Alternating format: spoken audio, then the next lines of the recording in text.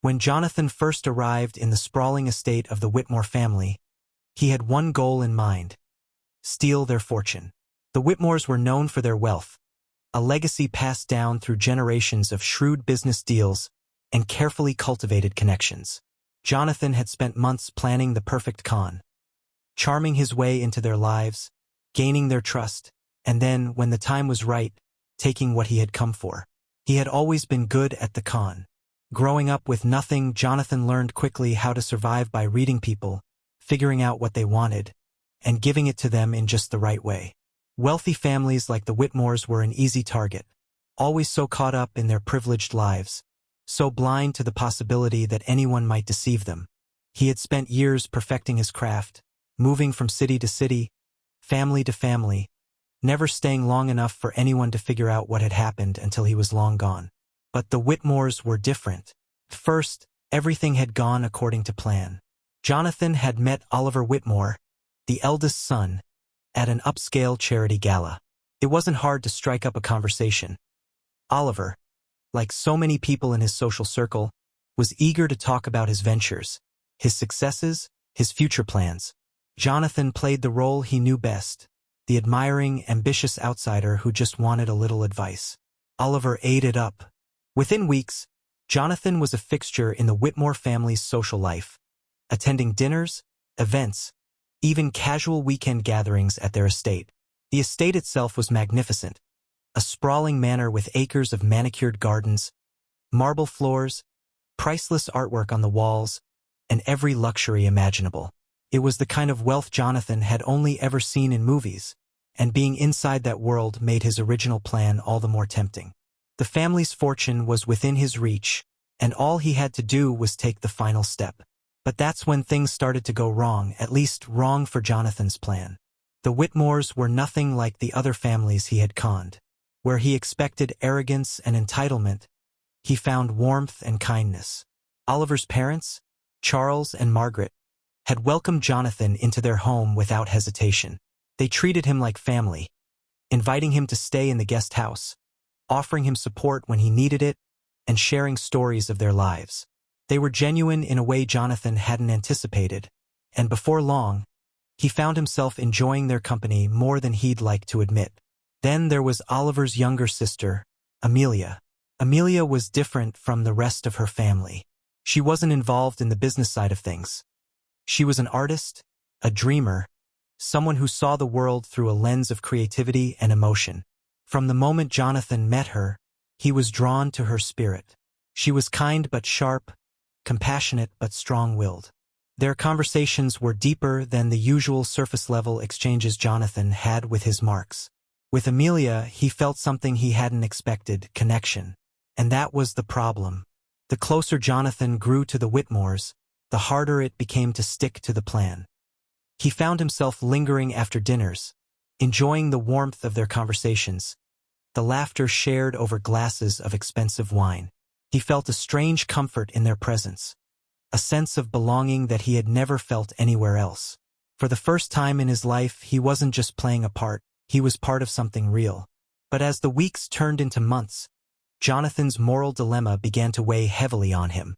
He hadn't come to the Whitmores for friendship. He had come to steal.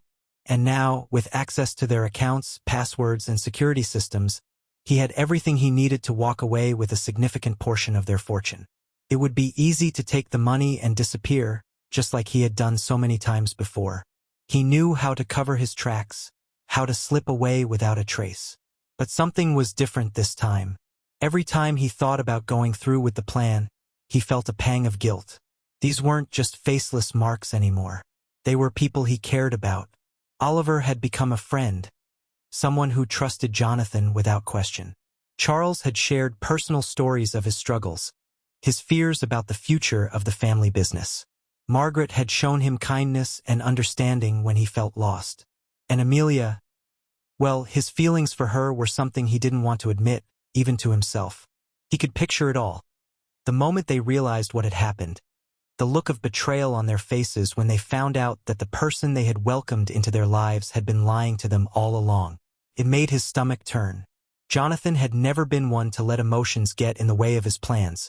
But now, standing at the crossroads of betrayal and truth. He wasn't sure if he could go through with it. One evening, after a quiet family dinner, Jonathan found himself alone in the Whitmore library, staring at the family portrait above the fireplace. It was a painting of Charles and Margaret with their children, Oliver and Amelia, smiling together in the soft light of a summer afternoon. It was a simple image, but it represented everything Jonathan had never had. A family, a home, a sense of security and love. As he stood there, lost in thought, he heard a soft voice behind him. "You've been quiet lately." He turned to see Amelia standing in the doorway, her dark hair loose around her shoulders, her eyes filled with concern. Jonathan forced a smile. "Just thinking." "About what?" she asked, stepping closer. He hesitated. This was the moment he had been dreading. He could feel the weight of the truth pressing down on him, the confession he knew he should make but didn't know how. I've been thinking about my life," he said slowly, choosing his words carefully. "About the choices I've made." Amelia raised an eyebrow, sensing the seriousness in his tone. "And," Jonathan sighed, running a hand through his hair, "I haven't been honest with you. Or with your family." Amelia's face tightened, a flicker of confusion and worry crossing her features. "What do you mean?" He took a deep breath, the words catching in his throat. "When I first came here, when I met Oliver, I wasn't looking for friends. I was looking for an opportunity. I wanted to steal from your family." The silence that followed was suffocating. Amelia's eyes widened, her face paling as the weight of his words sunk in. She took a step back, as if the distance between them could shield her from the betrayal she had just heard. "Steal," she whispered, her voice barely audible. Jonathan nodded, shame washing over him. "That was the plan. I thought I could get close to your family, gain your trust, and then take what I needed and disappear." Amelia stared at him, her eyes brimming with hurt. "Why are you telling me this now?" "Because I can't do it," Jonathan said, his voice trembling with emotion. "I can't go through with it. Not after everything. Not after," he paused, looking into her eyes. "Not after getting to know you. You and your family, you're more than I ever expected. I didn't plan on caring about you, but I do." Amelia's face softened, but the hurt remained. "So what now?